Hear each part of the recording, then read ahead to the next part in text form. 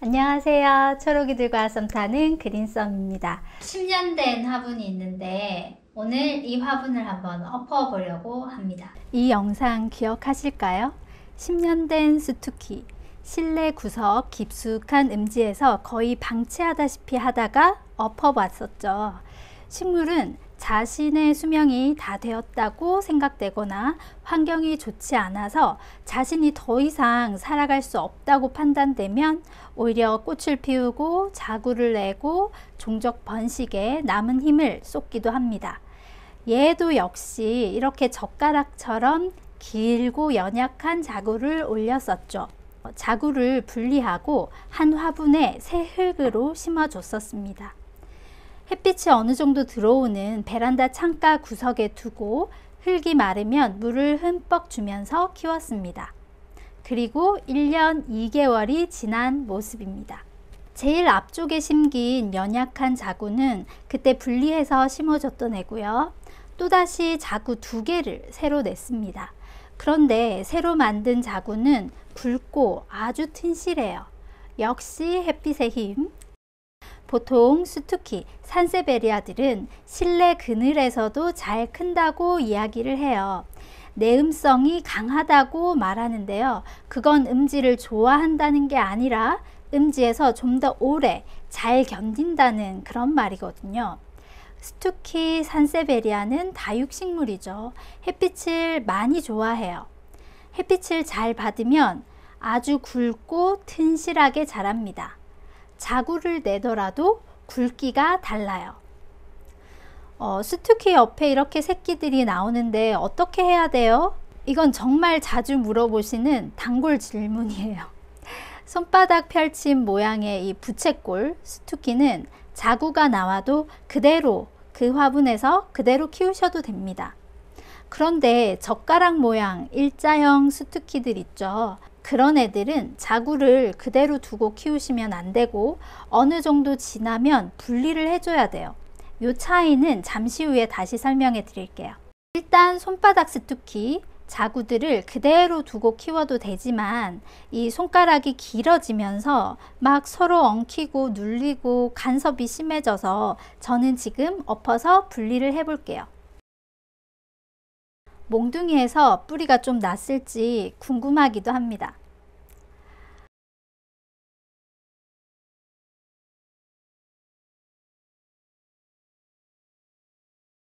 자구들은 뿌리가 아주 실해요. 그런데 몽둥이는 여전히 몽둥이입니다. 얘는 이제 수명이 다 됐나? 뭐 그래도 다시 심어줘 볼게요. 또 정말 많이 물어보시는 것, 이전 화분의 흙을 재사용해서 식물을 심어도 되나요?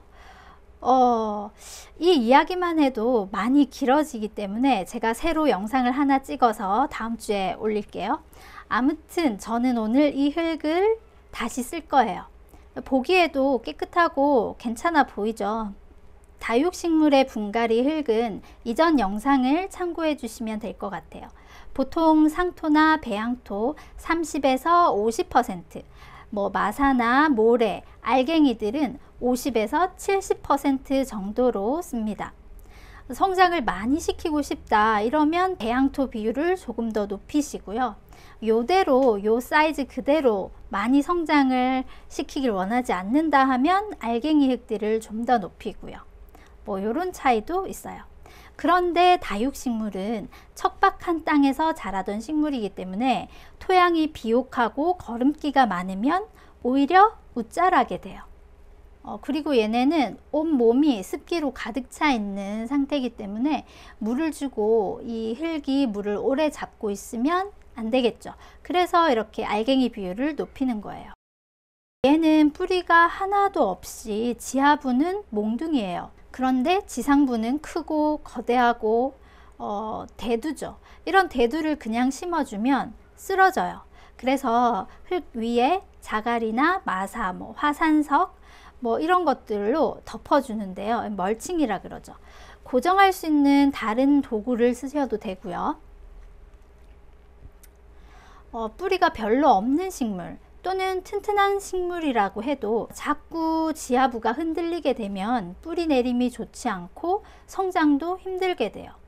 이 멀칭에 대한 이야기도 또 영상 하나가 나올 텐데 이것도 다음에 찍어 볼게요. 자구를 떼내면서 잘린 단면이 생겼잖아요. 다육식물들은 몸에 물을 가득 머금고 있기 때문에 상처가 나거나 잘리면 그 부분에 이게 물기가 나와요. 바람이 통하는 음지에서 며칠 상처 부위가 꼬들하게 마른 후에 다시 심어 주시면 제일 안전하고요. 저는 바로 심기도 하는데요. 흙이 워낙 배수성, 통기성이 좋고 물도 한참 후에 줄 거라서 다육식물은 분갈이 후에 혹시 생겼을 상처들로 인해서 세균 감염을 예방하기 위해 물을 바로 주지 않아요. 분갈이 일주일 후에 물을 주시면 안전합니다. 그리고 햇빛을 잘 보게 해주는 거. 화분의 흙이 싹 다 마르고 나면 물을 주고 통풍을 잘 시켜주는 것. 고온다습한 우리나라의 여름 그리고 아주 추운 겨울, 이때는 물을 자주 주지 않고 물을 굶기는 것. 이 정도만 유의하면 다육이 키우기 정말 쉬워요.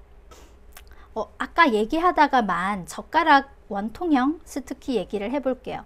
제 책을 읽어보신 분들이나 제 영상을 좀 보신 분들은 다 아실 텐데 원통형, 이런 젓가락형 스투키는 없다. 원래는 손바닥처럼 이렇게 쫙 펼쳐져서 자라는 애들을 이 손가락을 하나씩 잘라서 꺾꽂이, 삽목을 한 거예요. 비유가 너무 잔인해서 죄송해요. 어쨌든 다육이잖아요. 다육이들은 어떻게든 잎꽂이를 하든 줄기꽂이를 하든 뿌리를 잘 내리고 잘 살아요. 원통형 스투키들은 삽목의 개념이에요. 그래서 키우다 보면 옆으로 새끼들이 막 올라오죠.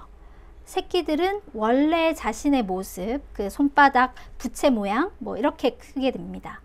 그런데 자구들이 많이 클 때까지 계속 그냥 둔다면 모체는 자기의 양분을 자구한테 다 주고 죽게 돼요.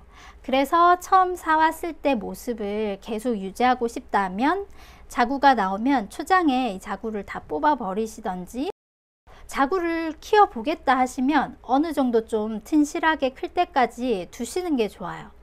너무 작을 때 분리를 하면 젖먹이를 엄마한테서 이렇게 떨어뜨린 것처럼 성장이 정말 너무 느려요.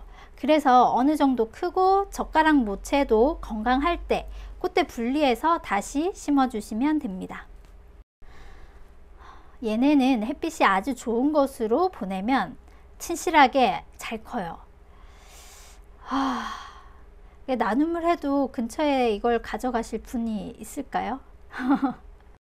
이번 영상도 봐주셔서 감사합니다. 더운 여름 식물들과 함께 건강하시길 바랍니다. 저는 또 유익한 영상으로 찾아뵐게요. 감사합니다.